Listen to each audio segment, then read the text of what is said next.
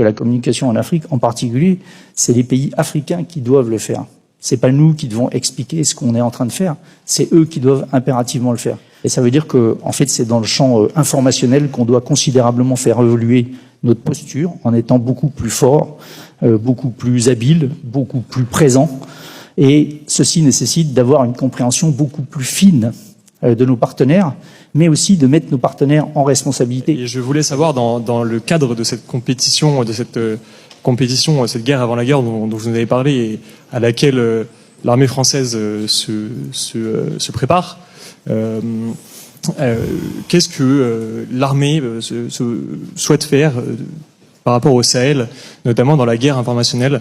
J'ai vu sur le site PASS que je fréquente régulièrement qu'il y avait des recrutements de communicants par l'armée, et je voulais savoir quelles étaient les actions à attendre pour ce réarmement moral de l'armée et de la France.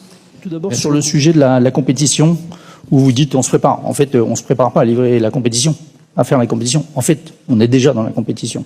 C'est ce qu'il faut bien comprendre.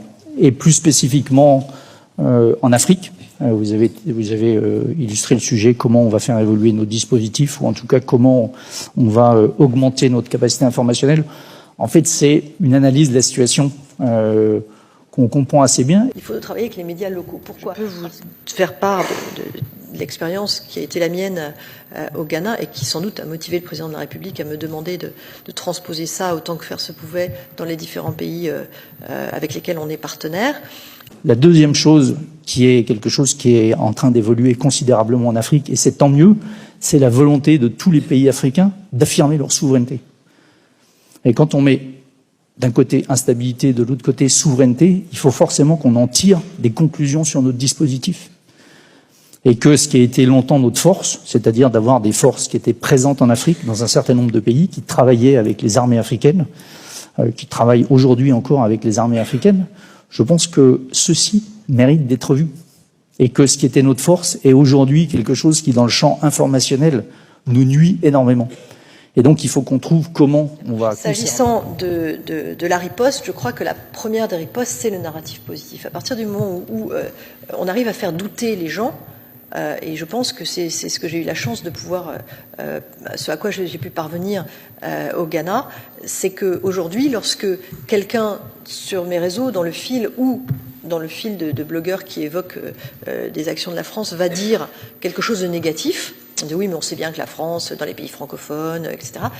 Je n'ai même plus besoin d'intervenir. Ce sont les abonnés qui, pendant plusieurs années, m'ont vu fonctionner, vont dire mais enfin, tu vois bien que ça tient pas la route. Et vont eux-mêmes répondre, et vont eux-mêmes, avec leurs propres mots, parfois dans leur propre langue, répondre en disant mais qu'est-ce que tu dis comme bêtise, tu te laisses manipuler, etc. Et j'ai même plus besoin de répondre. Et ça, c'est vraiment, à partir du moment où vous avez donné ce narratif qui est positif, que vous faites douter, vous allez créer une dissonance cognitive où les gens vont se dire je veux bien qu'on me dise que la France, c'est des méchants. Mais moi, ce que je vois, c'est qu'ils ont fait cette autoroute, c'est qu'ils ont permis d'avoir de l'électricité dans cet hôpital, c'est qu'ils financent des associations et des artistes, ils font ceci. En fait, tout ce que je vois concrètement, c'est que la France nous aime et nous aide. Donc je veux bien ce narratif qui consiste à dire la France, c'est des méchants, mais ce n'est pas ce que je constate, moi, sur le terrain. Et c'est à ça que nous devons parvenir, c'est vraiment d'arriver à ce que les gens doutent lorsqu'on leur dit des choses négatives. S'agissant de l'audiovisuel extérieur français,